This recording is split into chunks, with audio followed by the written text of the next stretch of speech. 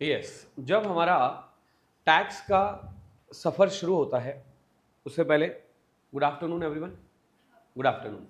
Tax का सफ़र शुरू करने से पहले मैं आप लोगों को बता देता हूँ कि टैक्स जो डायरेक्ट टैक्स और इनडायरेक्ट टैक्स दो तरह के होते हैं, ये आपने कल डिस्कस कर लिया था। डीटी और आईडीटी, इन दोनों में जो डीटी है उसको इनकम टैक्स बोलते हैं, ये भी हमने कल डिस्कस कर लिया था। उसमें भी हम लोगों ने कल के लेक्चर में कुछ थियोरेटिकल चीजें भी डिस्कस करी थी।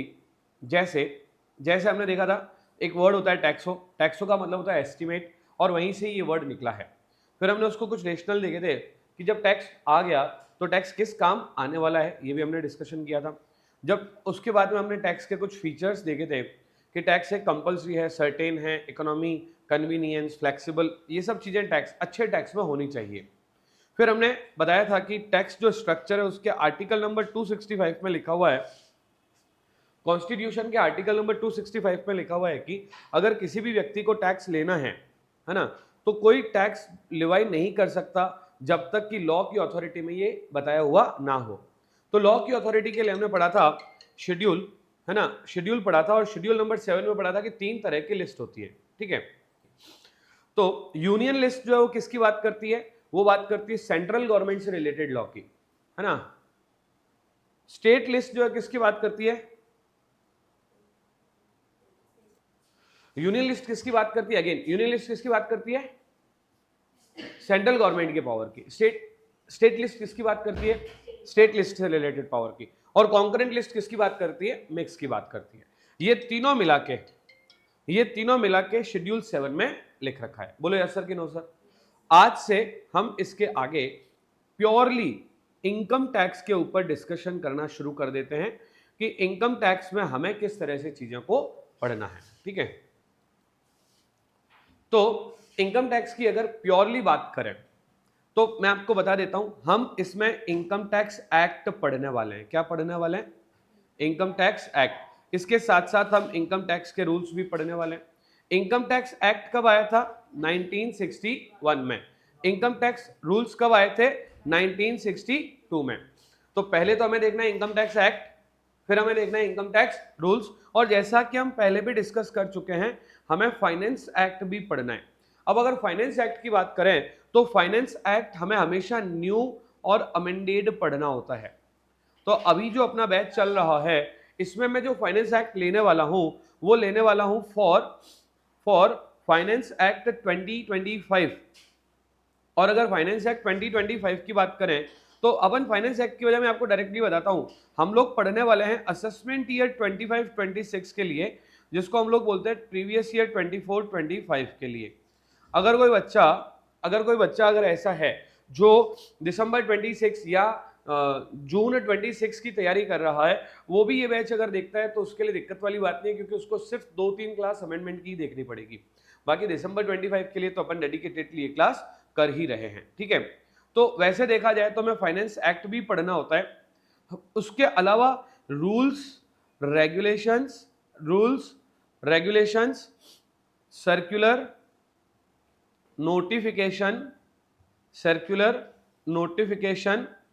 इंस्ट्रक्शन एंड अदर अमेंडमेंट, ये सब चीजें हमें पढ़नी होती है इनकम टैक्स के अंदर फॉर 60 मार्क्स। कितने नंबर के लिए, 60 मार्क्स के लिए। अब क्वेश्चन राइज होता है, साहब अगर 60 नंबर के लिए ये सारी चीजें हम पढ़ेंगे, अगर 60 मार्क्स के लिए हम ये सारी चीजें पढ़ेंगे तो इन सबको हम लोग कहां से पढ़ेंगे, कंटेंट क्या रहेगा। तो मैं आपको बता देता हूं, हमारे सीएस एग्जीक्यूटिव या सीएमए इंटरमीडिएट के सिलेबस के लिए मैंने पूरा डेटा अपना इंस्टीट्यूट का स्टडी मटेरियल, हमारा income tax act, income tax rules, उसके अलावा जो हमारा लेटेस्ट फाइनेंस एक्ट है जो असेसमेंट ईयर 25-26 के लिए, वो जो भी डिपार्टमेंट के रूल्स रेगुलेशंस इंस्ट्रक्शंस वगैरह हैं, वो सब चीजों को हमने एक जगह पर इकट्ठा कर लिया है। और उसकी एक डेडिकेटेड बुक है जो आप लोगों तक पहुंच जाएगी या पहुंच चुकी होगी, और उसी बुक से हम लोग पूरा प्योर पढ़ने वाले हैं। बात समझ में आ गई सबको अच्छे से। चलिए, तो ये है अपना इनकम टैक्स, और इसी की ही शुरुआत करते हैं अपनी कुछ बातों के साथ, है ना। इनकम टैक्स में दो अलग अलग वर्ड है। पहला वर्ड क्या है, इनकम। तो हम जो अपनी बात शुरू करने वाले हैं वो बात शुरू करने वाले हैं इनकम वर्ड से। कौन से वर्ड से? इनकम। क्योंकि इनकम टैक्स में जो दो अलग अलग वर्ड है इनकम और टैक्स, तो हम लोग अपनी बात कहां से शुरू करेंगे? इनकम। अगर आपसे पूछा जाए छवि, आपसे पूछा जाए कि इनकम पे टैक्स लगेगा, तो वो कौन कौन सी इनकम हो सकती है जिसके ऊपर टैक्स लगना चाहिए? ऐसी कौन सी इनकम कमाने के जरिए बताओ, इनकम कमाने के वो जरिए बताओ जिस पे टैक्स लगता है। तो सबसे पहले तो एक तो वर्ड सबके लिए कॉमन है जिसको हम लोग बोलते हैं सर सैलरी इनकम होती है। जो लोग जॉब करते हैं, जो लोग जॉब करते हैं वो पैसा कहां से कमाते हैं? सैलरी से। तो पहले टाइप की जो इनकम होती है वो कौन सी इनकम हो गई? Salary income. यहां तक तो किसी को भी कोई दिक्कत यूजुअली आती नहीं है, ठीक है? यहां तक किसी भी को भी कोई दिक्कत यूजुअली आती नहीं है। कौन सी इनकम की बात चल रही है? Salary income. अब क्वेश्चन राइज होता है कि सैलरी के अलावा और कौन सी इनकम हो सकती है? मनस्वी, बिजनेस की इनकम हो सकती है। एक वर्ड आया, आप साहब बिजनेस करके पैसा कमा सकते हो। एक वर्ड आया सर आप रेंटल इनकम से पैसा कमा सकते हो। एक वर्ड आया रेंटल इनकम से पैसा कमा सकते हो। इसके अलावा एक वर्ड आया सर आप शेयर्स को सेल परचेज करके पैसा कमा सकते हो। शेयर्स को सेल्स परचेज करके पैसा कमा सकते हो। एक वर्ड आया कि सर आपके पास पैसे पड़े, आप एफडी करवा दो। अगर आप एफडी करवाओगे तो एफडी के इंटरेस्ट से पैसा कमा सकते हो। मैं आपसे पूछता हूं इसके अलावा पैसे कमाने के जरिए बताओ। ये जो लॉटरी लग जाए, हमने लॉटरी में फॉर्म भरा और लॉटरी से हम पैसे कमा सकते हैं। अंजलि, इसके अलावा पैसे कमाने के तरीके बताओ। ये जो वर्ड है इसके अलावा पैसे कमाने के तरीके बताओ। कोई है ऐसा तरीका जो इसके अलावा आपको लगता है कि इसके अलावा आप पैसे कमा सकते हो? लॉटरी आ गया। और कोई तरीका बताओ पैसे कमाने का। और कोई तरीका बताओ पैसे कमाने का। नहीं नहीं, और कोई तरीका नहीं नजर आ रहा है? यस, बताओ इसके अलावा पैसे कमाने के तरीके बताओ। No one?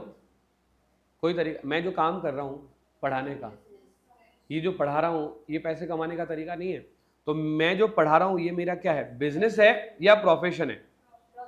बिजनेस के अलावा अगला तरीका है प्रोफेशन। जैसे डॉक्टर हो गया, लॉयर हो गया, है ना, chartered accountant, company secretary, CMA, ये सब लोग क्या है? सर्विसेज देकर पैसा कमाते हैं। तो पैसा कमाने का अगला तरीका क्या हो गया? प्रोफेशन से पैसा कमा सकते हैं। और पैसा कमाने का, हाउस को बेचकर, मकान को, प्रॉपर्टी को, गोल्ड को सेल करके आप पैसा कमा सकते हो। परचेज करके आप पैसा, परचेज करके सेल करके आप पैसा कमा सकते हो। इसके अलावा पैसा कमाने का तरीका बताओ। अगर आप किसी कंपनी के शेयर्स में इन्वेस्ट करते हो तो क्या मैं कह सकता हूं आपको डिविडेंड मिलेगा? तो dividend is a kind of income जिससे आप पैसा कमा सकते हो। और पैसा कमाने का तरीका बताओ। बस इंटरेस्ट आ गया, ब्याज, हाँ इंटरेस्ट, हर तरह का इंटरेस्ट आ गया। गिफ्ट से क्या उल्टे काम करोगे? गिफ्ट से कैसे पैसे कमाओगे बताओ? कोई आपको कैश में गिफ्ट दे दिया, आपके घर पे बर्थडे का फंक्शन रखा आपने, है ना, बर्थडे के फंक्शन में खर्चा आया 3,000 रुपए और 500 के 6 लिफाफे आ गए, 7 लिफाफे आ गए, क्या 3,000 रुपए आ गए क्या? हाँ चलिए, हाँ ओहो मायरा भी तो होता है क्या? हाँ इसके नहीं, डेफिनेटली हम इसके ऊपर डिस्कशन करेंगे। ये जो पैसे कमाने के तरीके हैं ना, इन तरीकों को मैंने 5 बॉक्सेस में डिवाइड कर दिया। देखो मैंने 5 अलग अलग बॉक्सेस बनाए हैं, ठीक है? ये 5 बॉक्सेस मैं आपको बता देता हूं। ये जो हमने 5 बॉक्सेस बनाए हैं, इन पांचों बॉक्सेस को मैं नाम दे रहा हूं 5 हेड। क्या नाम दे रहा हूं मैं? 5 हेड। तो जो पहला हेड है हमारा उसका नाम रहेगा इनकम फ्रॉम सैलरी हेड। क्या नाम रहेगा उसका? Income from salary head. दूसरा जो हेड रहेगा उसका नाम रहेगा income from house property head. तीसरा जो हेड रहेगा उसका नाम रहेगा income from business and profession. जो चौथा हेड रहेगा उसका नाम रहेगा हमारा capital gain head, capital gain head. और जो लास्ट हेड रहेगा उसका नाम रहेगा अदर सोर्सेज हेड। क्या नाम रहेगा? Other sources. These are 5 heads of income. These are 5 heads of income. ये पांचों इनकम के क्या हैं? हेड है। ये पांचों इनकम के क्या है? हेड है। और ये 5 तरीके हैं इनकम कमाने के। और इनकम टैक्स में इनको क्या कहा गया है? पांचों हेड। इनको क्या कहा गया? 5 हेड। जिस तरह से इनके नाम है ना, जिस तरह से दिख रहे हैं, वैसे ही इनका जो है, मैं कई बार इनको बोलता हूं, आपने महाभारत देखी होगी, महाभारत में 5 पांडव होते हैं। कितने पांडव होते हैं? 5। ये पांचों पांडव है। जैसे मुझे तो सबसे भारी, सबसे लंबा चौड़ा, सबसे विशालकाय कौन होता है? भीम। तो जो बिजनेस प्रोफेशन हेड है, इसको मैं भीम की संज्ञा देता हूं। मुझे बताओ, सबसे ज्यादा टू दी पॉइंट काम करने वाला, फॉर्मेट बेस, है ना, अर्जुन, है ना। तो अर्जुन हम किसको बोलते हैं? इसको, है ना। नियम और कानून पे चलने वाला, अपने अपने पे अडिग रहने वाला, ये है युधिष्ठिर, जिसको हम लोग कैपिटल गेन बोलते हैं। ठीक है। बाकी हाउस प्रॉपर्टी और अदर सोर्सेज उतने ही छोटे हैं जितने नकुल और सहदेव छोटे थे। These are 5 heads. सिर्फ लिखने नहीं, इनको सिर्फ समझाने के लिए बताया कि उनके नेचर के ये भी हैं, जैसा उनका स्वभाव, जैसा उनका नेचर था, वैसे ही ये है। तो टोटल हेड कितने हो गए? 5। तो 5 हेड, कुछ बड़े कुछ छोटे। एग्जामिनेशन पॉइंट ऑफ व्यू से भी उतने ही इंपॉर्टेंट। वैसे देखा जाए तो ये इनकम के 5 तरीके भी हैं, इनकम अर्न करने के 5 सोर्सेज भी है, कि इस ऐसे करके आप 5 तरीके से आप इनकम अर्न, मैंने क्या मिसिंग था, अब समझ में आया कि ये मिसिंग था क्या? हाँ, ऐसे करके आप 5 अलग अलग तरीके से इनकम अर्न कर सकते हो। यस सर कि नो सर? कुछ समझ आया कि नहीं आया? अब समझना अब समझना, जैसे मैं हूं, क्या एक ही पर्सन की 5 ही हेड से इनकम हो सकती है क्या? बोले सर, आपने एग्जांपल दिया जैसे मैं हूं, है ना, तो मैं जॉब करता हूं दिन में 3 घंटे, तो मेरी की क्या आ गई? सैलरी। फिर मेरे पास मेरा घर है जिसको मैंने किराए पे दे रखा है, जहां से मुझे रेंट मिलता है, तो मेरा सेकंड इनकम क्या हो गया? House property. मेरे खुद के पर्सनल ये काम कर ही रहा हूँ पढ़ाने का, है CSC, है ना, यहाँ से पैसे आ ही रहे हैं, तो ये मेरा क्या हो गया? Business and profession. अब मैं शेयर्स बेच के, शेयर्स खरीद के पैसे कमाता हूँ, ये मेरा क्या हो गया? कैपिटल गेन, है ना। उसके अलावा मैंने बैंक में FDs करवा रखी है, वहाँ से मुझे इंटरेस्ट भी मिलता है, ये मेरा क्या हो गया? Other sources. यानी कि मेरे 5 हेड की इनकम है, और इन 5 हेड की इनकम को जब मैं ऐड करता हूँ तो इसे कहा जाता है टोटल इनकम या ग्रॉस टोटल इनकम। इनको किस नाम से जानते हैं अपन? Gross total income. 5 हेड को जब हम ऐड करते हैं तो इसको किस नाम से जानते हैं? Gross total income. और ये जो ग्रॉस टोटल इनकम है ना, ये जो ग्रॉस टोटल इनकम है, this is the addition of all 5 heads, right. अब एक बार पेन डाउन कर देना, एक बार पेन डाउन कर देना। इसमें से अगर मान लीजिए आपने कोई अमाउंट डोनेट किया है, अगर आपने कोई अमाउंट डोनेट किया है, LIC में पैसा जमा करवाया है, या आपने कहीं पे सेविंग के पर्पज से इन्वेस्टमेंट वगैरह किया है, तो वो पैसा आपकी ग्रॉस टोटल इनकम में से डिडक्ट हो जाता है, और उसको हम लोग अपनी लैंग्वेज में डिडक्शन के नाम से जानते हैं। किस नाम से जानते हैं? डिडक्शन के। और जब ग्रॉस टोटल इनकम में से डिडक्शन लेस कर देते हैं तो उसे हम नेट या फिर टोटल इनकम के नाम से जानते हैं। आपको मैं बता दूं कि अभी हम जो डिस्कस कर रहे थे, ये एक्चुअली जो इनकम टैक्स का जो बेसिक सिलेबस होने वाला है वो हम डिस्कस कर रहे थे। अगर हम इनकम टैक्स की बातें शुरू करें तो सैलरी हेड से शुरू होती है। कौन से हेड से शुरू होती है? तो मैं आपको बता देता हूं, सैलरी हेड जो है सेक्शन नंबर 15 से लेकर सेक्शन नंबर 17 के बीच में आता है। सेकंड हेड कौन सा रखा है हमने? House property. House property head जो है वो सेक्शन नंबर 22 से शुरू होता है, सेक्शन नंबर 22 से शुरू होता है और 27 तक चलता है। थर्ड हेड हमने कौन सा डिस्कस किया? Business and profession. ये सेक्शन नंबर 28 से शुरू होता है और 44 पे खत्म होता है। अब 44 खत्म हो गया, अब क्या आएगा? 45। तो कैपिटल गेन जो हेड है वो सेक्शन नंबर 45 से शुरू होता है और 55 तक चलता है और 54 तक चलता है। 55, 56, 57, 58 ये कौन सा हेड आ जाएगा? Other sources. जो हम डिडक्शन की बात कर रहे थे कि जो आप खर्चा करोगे वो लेस हो जाएगा, वो 80C से लेकर 80U तक चलता है। These are 6 chapters of income tax. ये क्या होने वाले हैं? इनकम टैक्स के अलग अलग चैप्टर। जब ये सारे चैप्टर खत्म हो जाएंगे तो हम साइड बाय साइड 2-3 छोटे छोटे चैप्टर जिसमें कि हम डिस्कस करने वाले हैं set of and carry forward of losses. क्या डिस्कस करने वाले हैं? Set of and carry forward of losses. इसके अलावा हम लोग डिस्कस करने वाले हैं क्लबिंग ऑफ इनकम। इसके अलावा हम लोग डिस्कस करने वाले हैं टीडीएस, है ना। तो सेट ऑफ कैरी फॉरवर्ड जो है वो भी अपने तरह से चलने वाला चैप्टर है, क्लबिंग ऑफ इनकम भी अपने तरह से चलने वाला चैप्टर है। और ये है 60 से 65 चलेगा क्लबिंग वगैरह, 70 से 75 चलेगा set of carry forward. TDS वाले जो सेक्शन है ये हम लोग 192 से लेकर 206 के बीच में पढ़ने वाले हैं। और इस बीच कुछ इनकम टैक्स के प्रोसीजर्स आएंगे, वो बहुत छोटे छोटे हैं, जिसमें हम लोग सीखेंगे इनकम टैक्स रिटर्न कैसे भरा जाता है, इनकम टैक्स के अंदर में टैक्स का पेमेंट कैसे होता है, और पेमेंट में भी एडवांस टैक्स कैसे जमा करवाया जाता है। ये सारी चीजें हम लोग इनकम टैक्स के सिलेबस में पढ़ने वाले हैं। जितने भी शब्द, जितने भी वर्ड्स ये आपके स्क्रीन पर लिखे हुए हैं, this is the syllabus of income tax. Yes और नो? और ये पूरा सिलेबस जो आपकी स्क्रीन पर है कितने मार्क्स के लिए पूछा जाता है? 60 मार्क्स के लिए। सबसे अच्छी बात क्या चल रही है अभी इन दिनों में कि जब से एमसीक्यू पैटर्न हटा है तब से इंस्टीट्यूट ने एमसीक्यू क्वेश्चन पूछना ही बंद कर दिया है।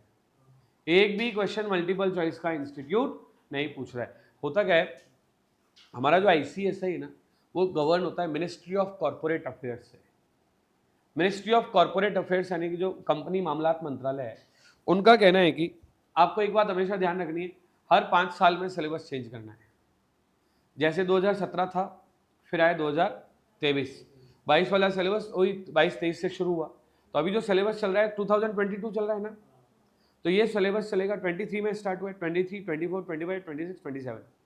जैसे 27 आएगा, इंस्टीट्यूट या तो पैटर्न चेंज करेगा, या किताबें चेंज करेगा, या सिलेबस चेंज करेगा। ये कंपलसरी है। जैसे अभी CSEET चल रहा है ना, CSEET का एग्जाम देके बच्चे पास हो चुके हैं, है ना। ये मोस्ट प्रोबेबली जो CSEET का सिलेबस अभी चल रहा है वो नवंबर अटेम्प्ट मोस्ट प्रोबेबली लास्ट होगा। ज़्यादा से ज़्यादा आप इसको खींच सकते हो तो जनवरी या मई 2026। इसके बाद ये चलेगा ही नहीं। इसके बाद फिर CSEET के बजाय या तो CS फाउंडेशन फिर से आ जाएगा, या CSEET में ही चेंजेस कर देंगे और पैटर्न में चेंजेस कर देंगे। अभी घर से एग्जाम दे सकते हैं। तो इंस्टीट्यूट का लॉ है, ये कानून है, कितने साल में चेंज करना होता है? 5 साल में। तो अब अगली बार जब चेंज करेंगे तो हो सकता है फिर से MCQ पैटर्न ले आए और फिर 5 साल तक MCQ चलाए। तो इंस्टीट्यूट ऐसे करता रहता है। तो बट ये जो बेसिक चैप्टर्स है ये तो सेम ही रहेंगे हमेशा। हेड तो सैलरी रहेगा, हेड तो हाउस प्रॉपर्टी रहेगा, सेट ऑफ कैरी फॉरवर्ड रहेगा। तो एक बार आप इसे मेंशन कर दो विद सेक्शंस, तो आपको ध्यान रहे कि हम कैसे पढ़ने वाले हैं।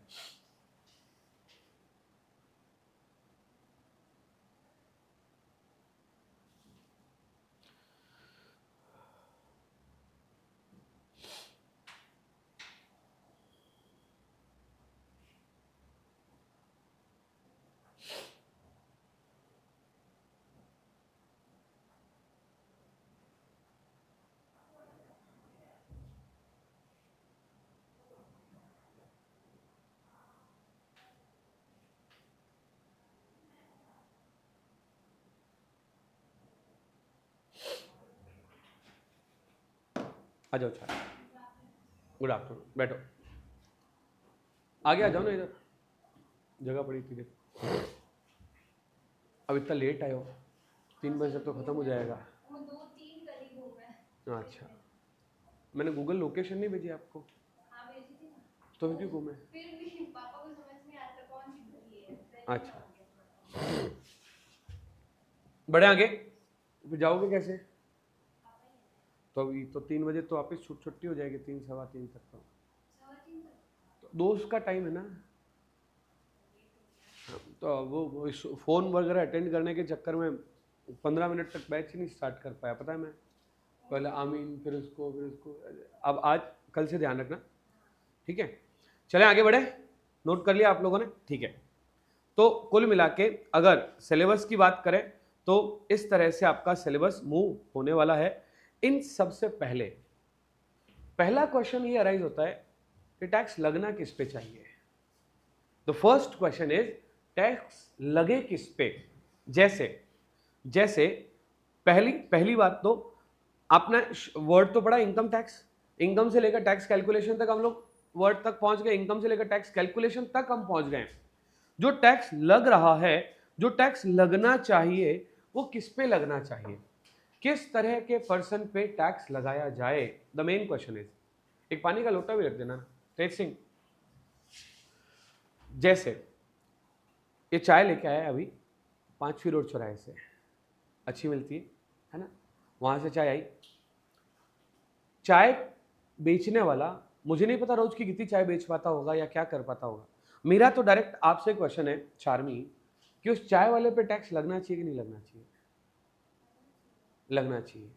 अच्छा, तुम्हारी गली में जो सुबह सुबह सब्जी बेचने वाला आता है, या साइकिल पे ब्रेड बेचने वाला आता है, जो एक बैग में दूध के पाउचेज रखे हुए हैं, सरस या अमूल दूध के, एक बैग में ब्रेड रखी हुई है, रोज के 25-30 ब्रेड बेच देता है, 25-30 दूध बेच देता है, और रोज के 200, 250, 500 रुपए कमा लेता है, क्या उस पर भी टैक्स लगना चाहिए?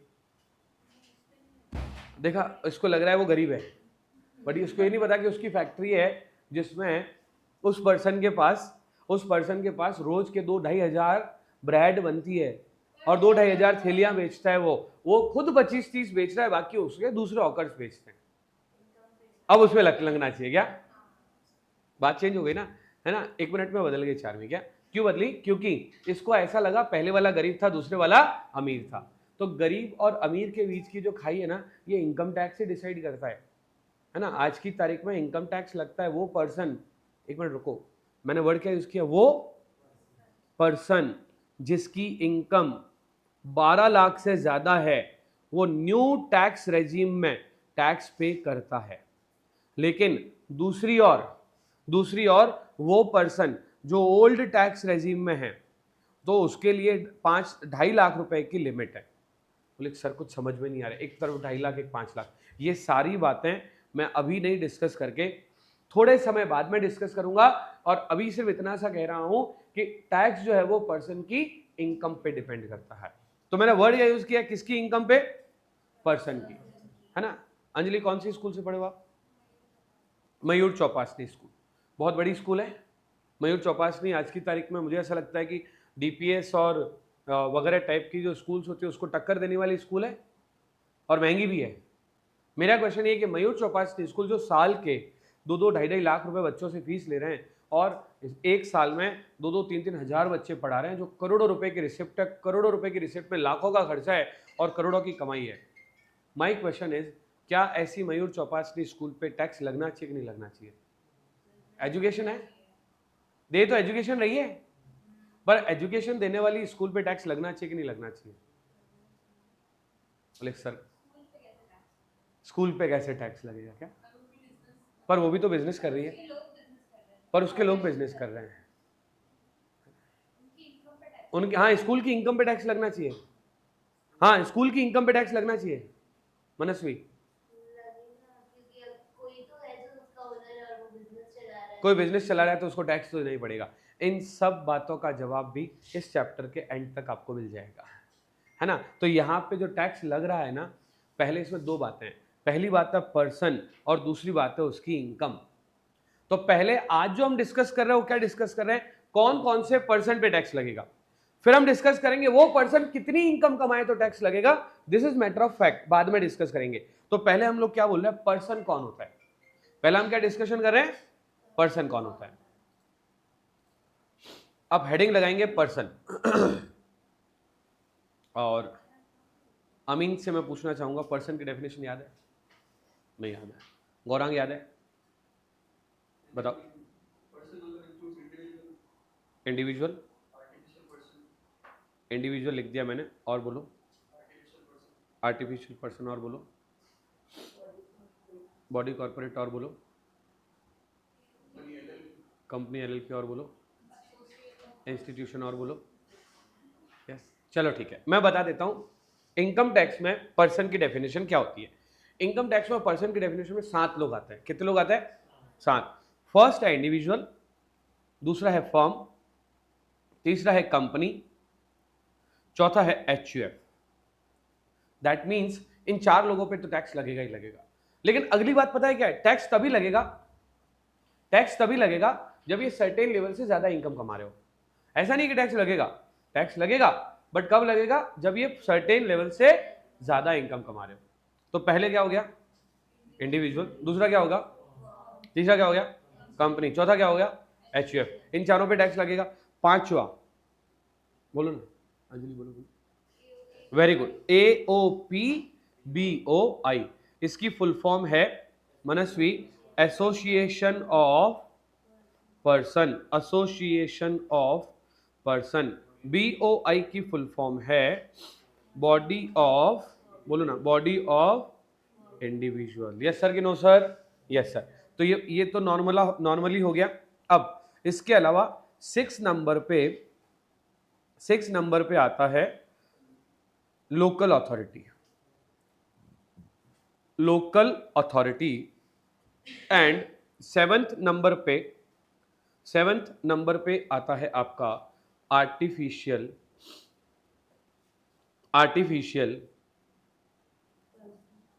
जुरिडिकल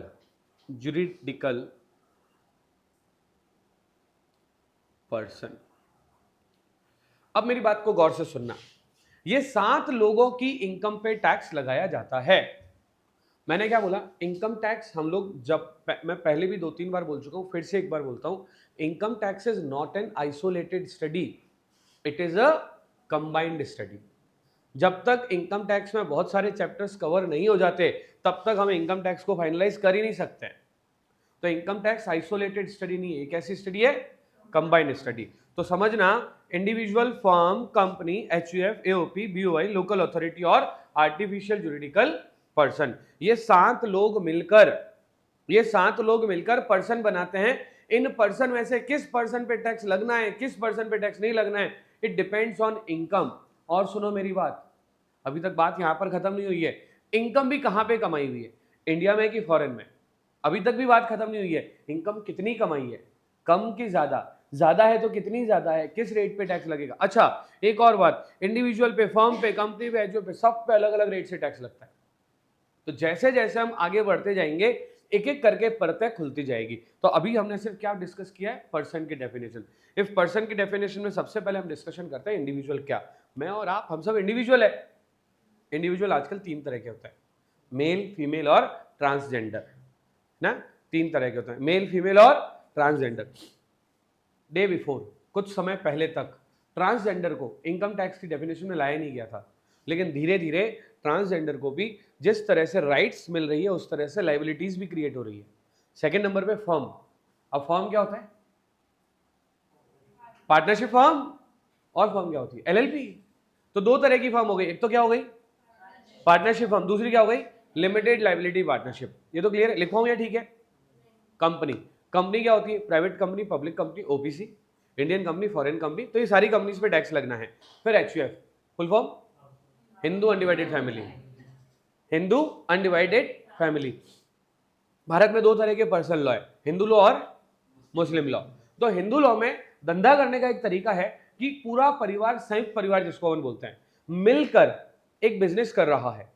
अगर जॉइंट फैमिली, अगर फैमिली का ही बिजनेस है तो वो अलग से ही उसका एक पैन कार्ड बनेगा, उसका पैन कार्ड भी अलग बनेगा और उसका इनकम टैक्स रिटर्न भी, इनकम टैक्स भी अलग तरीके से जाएगा। जैसे मेरा है सपोज, तो मेरे फादर ने अगर हमारे परिवार की एक एचयूएफ बना ली और उसका नाम रख दिया केवलियाज एचयूएफ, या एक्चुअली तो ये जो घर में सबसे सीनियर मोस्ट पर्सन होता है उसके नाम से होती है। तो से फॉर एग्जांपल नाम रख दिया, जैसे मेरे फादर का नाम है मिस्टर आनंद कुमार केवलिया, तो नाम रख दिया आनंद एचयूएफ।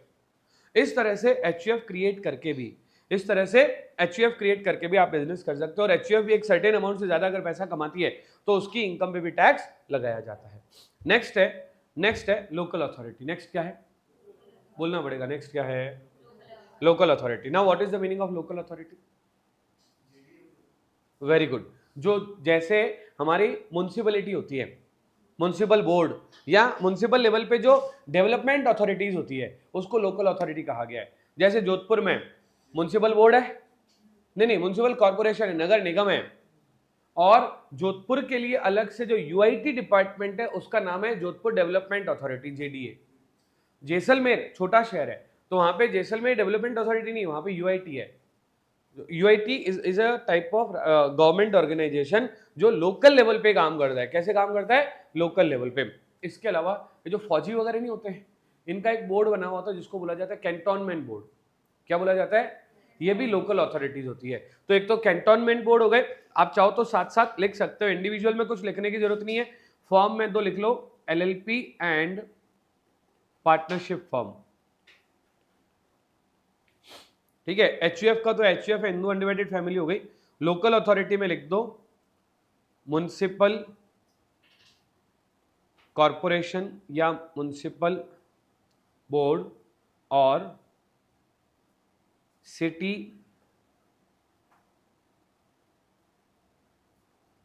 डेवलपमेंट अथॉरिटी, और थर्ड लिख दो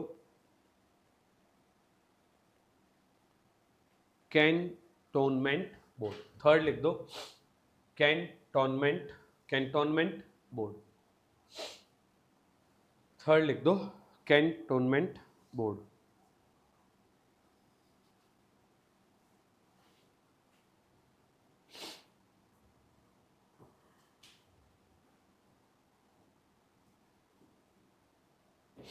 लिख दिया?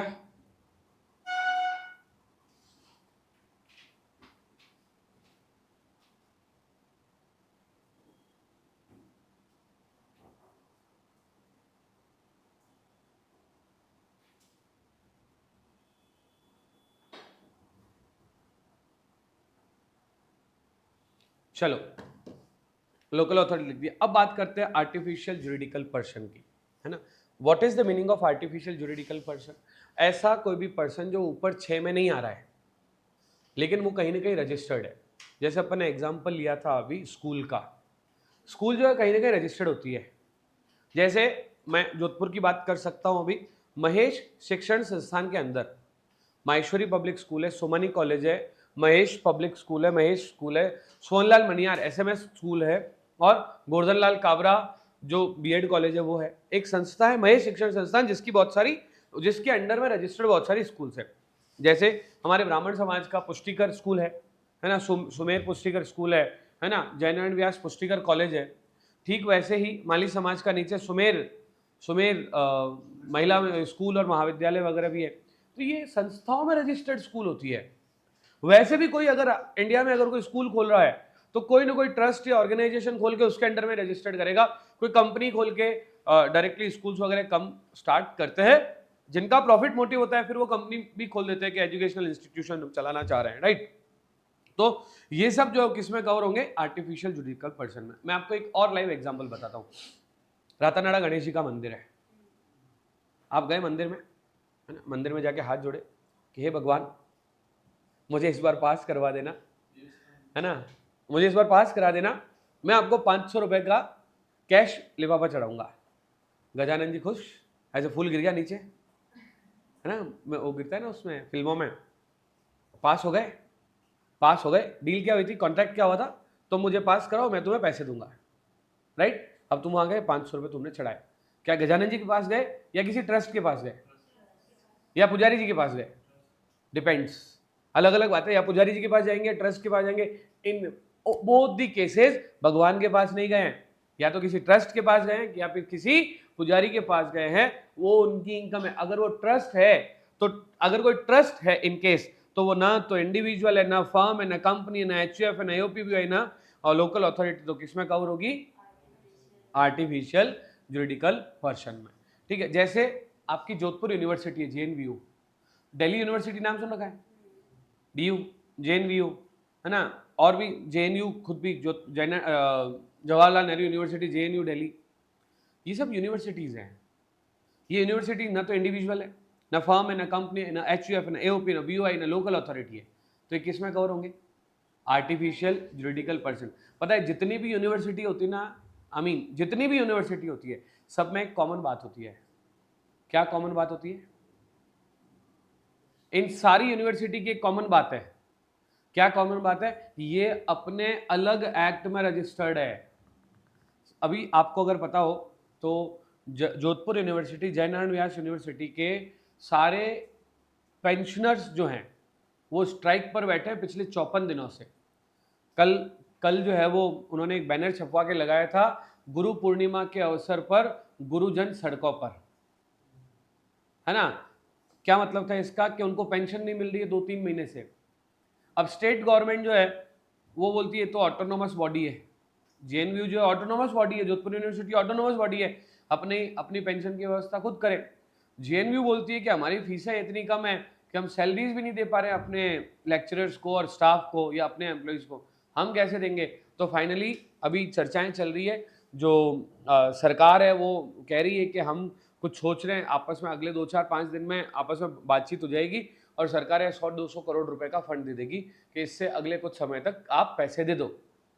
अब क्वेश्चन राइज होता है कि स्टेट गवर्नमेंट डायरेक्टली क्यों नहीं दे रही है, क्योंकि वो स्टेट गवर्नमेंट के अलग किसी एक्ट के अंदर में रजिस्टर्ड बॉडी है, वो गवर्नमेंट खुद नहीं है। तो इसलिए सारी यूनिवर्सिटी जो है, क्योंकि अलग डिफरेंट एक्ट में रजिस्टर्ड है, इसलिए उन यूनिवर्सिटी को भी क्या कहा गया है, आर्टिफिशियल जुरिडिकल पर्सन। क्या पूछ रहे थे आप?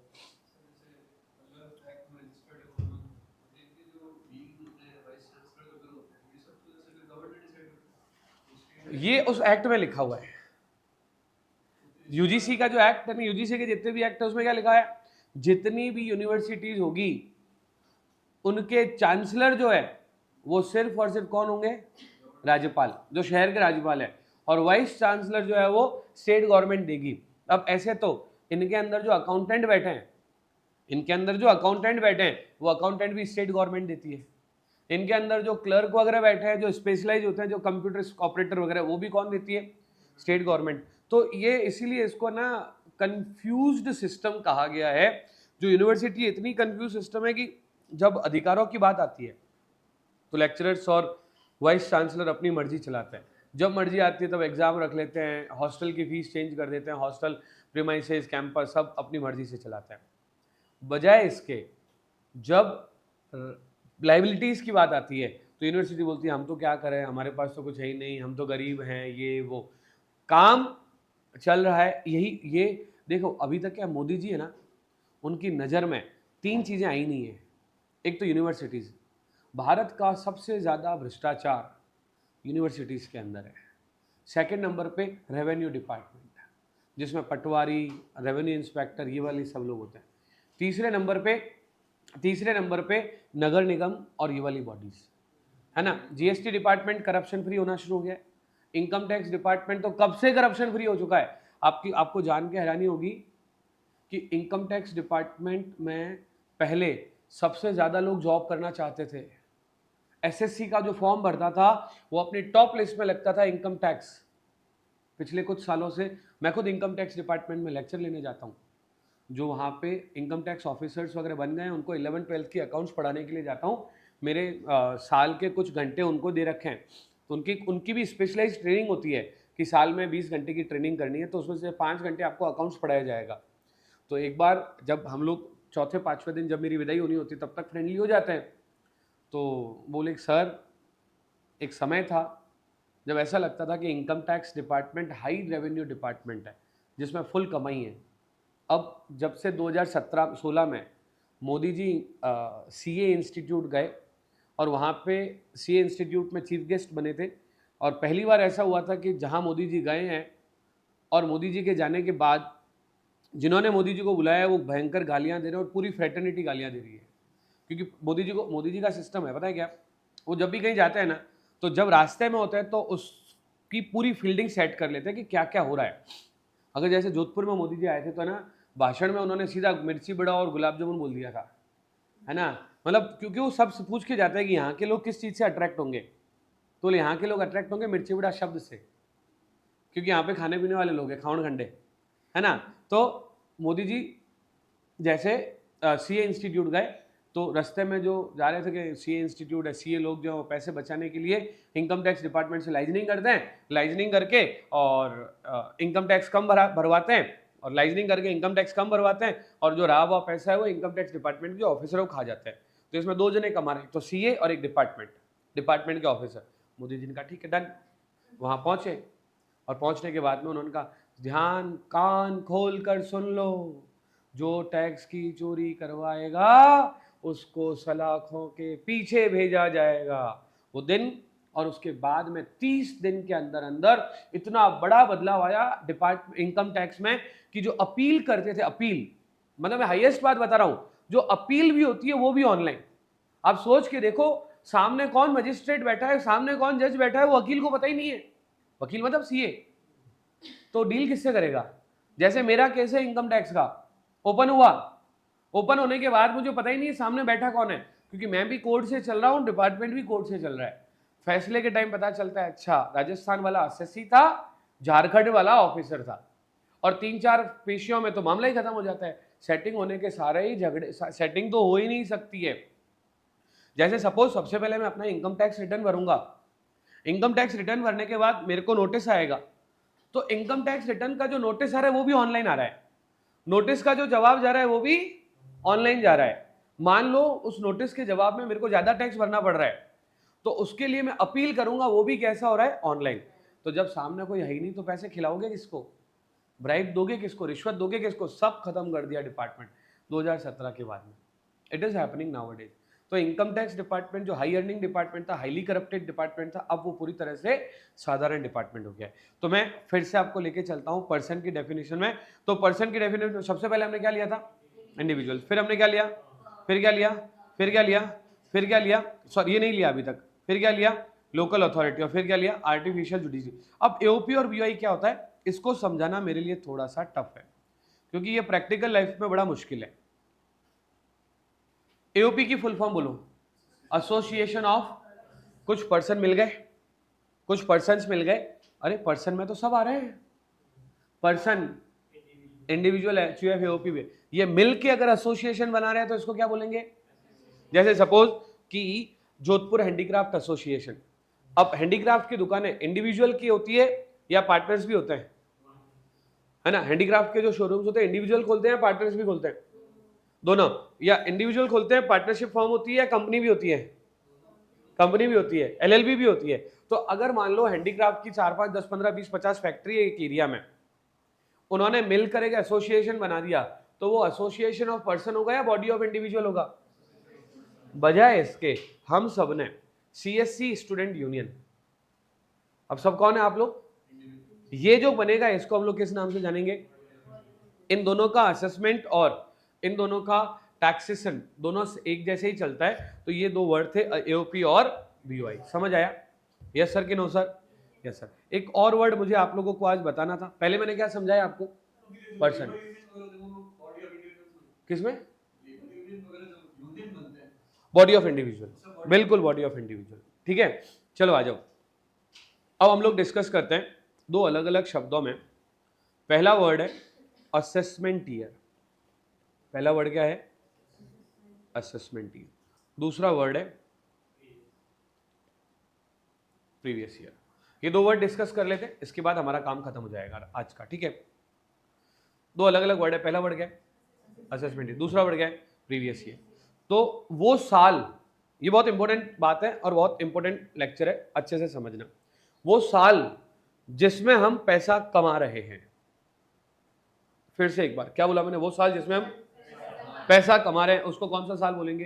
Previous year. The year in which assessee earn the income, वो साल जिसमें assessee पैसा कमाता है उसको क्या कहा जाता है? Previous year. द ईयर, अगला मैं लिख रहा हूं, द